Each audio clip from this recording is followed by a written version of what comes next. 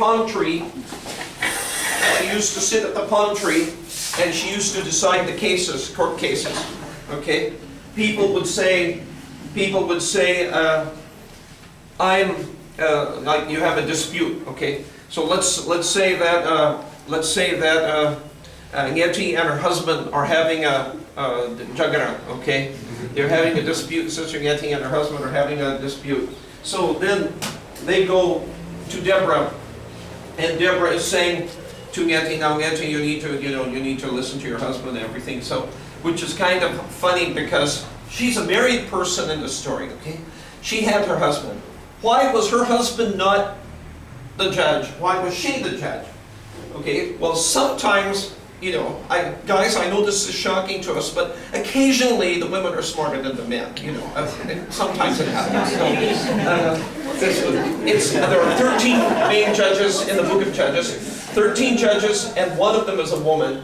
So the other 12 are guys. Okay, so we can take comfort that the other 12 are guys. But once in a while, the guys don't come through when the woman has to do it. It does happen sometimes. So there are stories in the church now about places where men would not go, nobody would start a church, and a woman went there and did a great success. So it happens now in church work as well. So she's the smartest one around, and so people are bringing their disputes to her. Okay.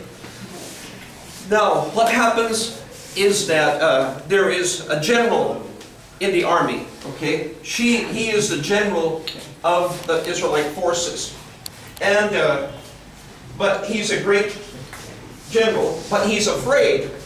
And when she says, "Go fight the enemy," then he's afraid. He doesn't want to fight the enemy, and he's. I don't know if you can do this video going.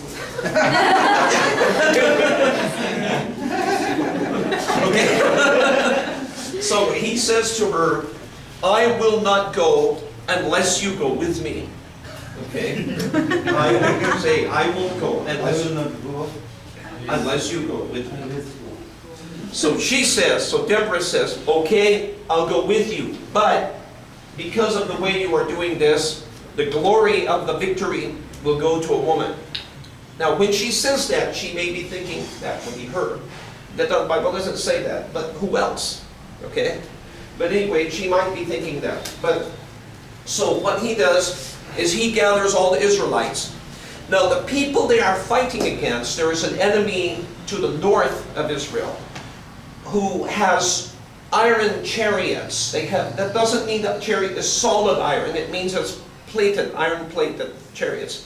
Why would they do that? Because arrows can't, flaming arrows can't burn the chariots or anything like it. It's a good. And chariots are very scary because Israelites have never fought chariots before. And the chariots can go right through their foot soldiers and cause a great deal of damage. And while one man is driving the chariot, a second man is the archer, is with his bow, and they can cause a whole lot of damage to foot soldiers. So it's very frightening. So what they do is they fight against this they go up onto the mountain. So stand on your chair. Okay. So stand on the chair, okay? So now they are up on the mountain. And when the Sisera and his forces come to attack them, they're on chariots, right?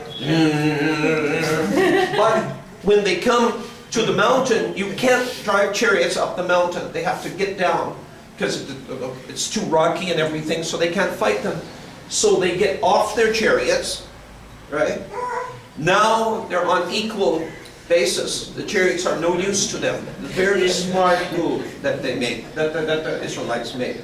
So now they're trying to attack uphill on foot against people who are shooting downhill and have the gravity helping them. And they're trying to fight uphill like this.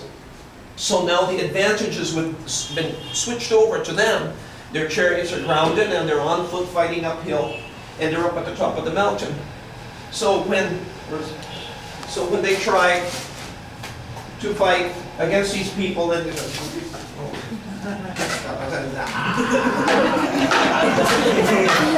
So then, he has, yeah, everything falling up.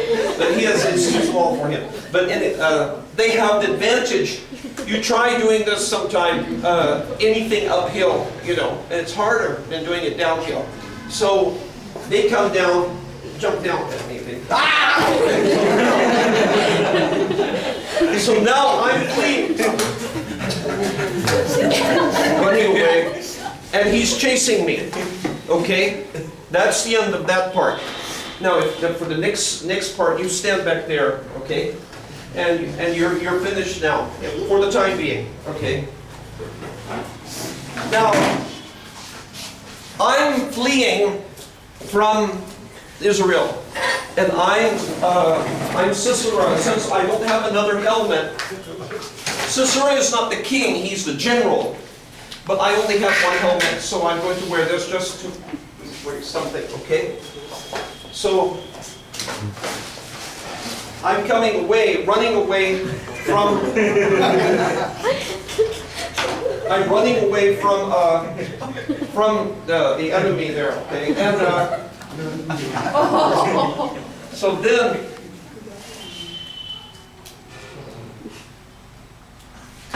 there are some people, I can't talk about that thing.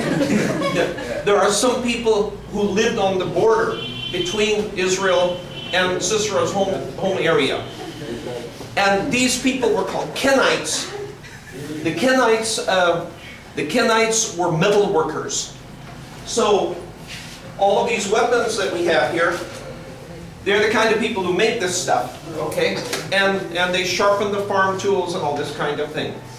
Now, they live on the border, and they're metal workers.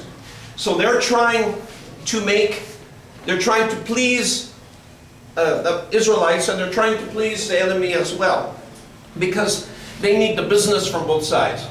And so they're trying to be friends with everybody. And if they can sharpen your weapons and my weapons both, they make good business from both sides.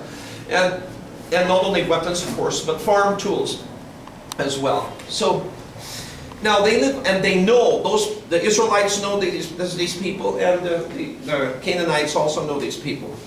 So they're in the middle here, and so Lucky, help me out on this, okay? So I don't have, I'm trying to see if I have something else here. You need a pen.